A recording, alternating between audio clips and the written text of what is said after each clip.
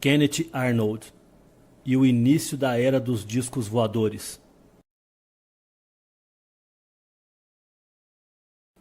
Kenneth então procurou o escritório do FBI de Pendleton, Oregon. Quando chegou ao local, estava fechado. Mas Kenneth não precisou fazer nada. Foi convidado a comparecer no dia seguinte ao escritório do jornal East Oregonian para que pudesse contar com detalhes a sua história. Seu testemunho ganhou uma rápida e inesperada notoriedade que horas mais tarde alcançaria todo o país. Kenneth, por possuir grande espírito patriótico, relatou o acontecimento primeiro às autoridades, por entender que aquelas aeronaves poderiam apresentar algum tipo de risco para a segurança nacional.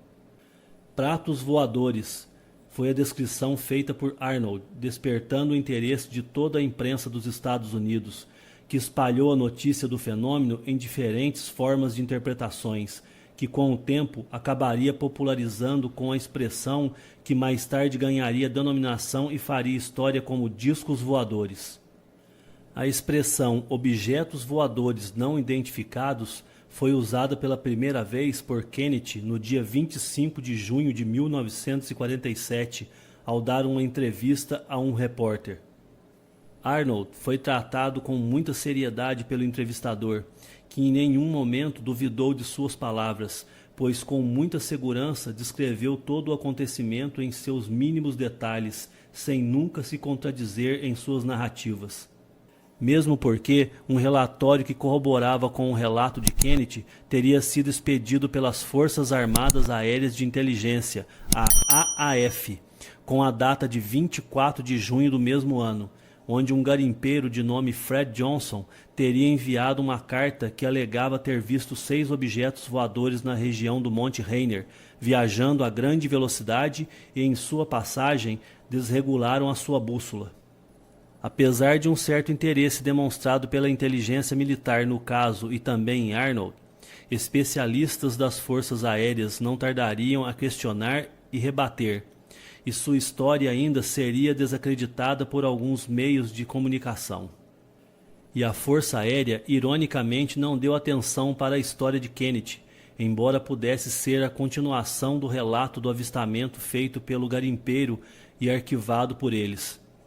E foi aí que começaram a surgir vários outros relatos de objetos similares que deram ainda mais força às declarações de Arnold.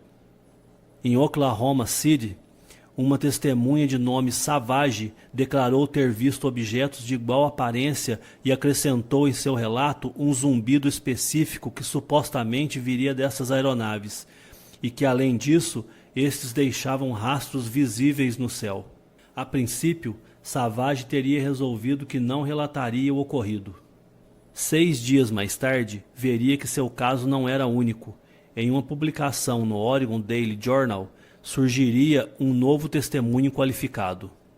Richard Rankin, um aviador veterano em Bakersfield, Califórnia, que teria em seu currículo mais de 7.000 horas de voo, fez revelações que o tornariam uma das primeiras testemunhas do fenômeno. Rankin não hesitou em dizer que aquelas não seriam naves convencionais e que nunca teriam sido vistas antes. E nos dias que se sucederam, foram contabilizados mais de 100 casos de aparições com as mesmas características, principalmente ao longo da costa oeste, atingindo até mesmo o Canadá. Os fenômenos viraram estampa nas capas da maioria dos jornais por sua grande repercussão, e então o tema passou a preocupar a opinião pública. Em poucas semanas, tomou proporções inimagináveis. As aparições se multiplicam aos milhares e cientistas se veem obrigados a alçar mão de muitas explicações para sanarem dúvidas e inquietações do público e negar a existência dos UFOs, então conhecidos por discos voadores.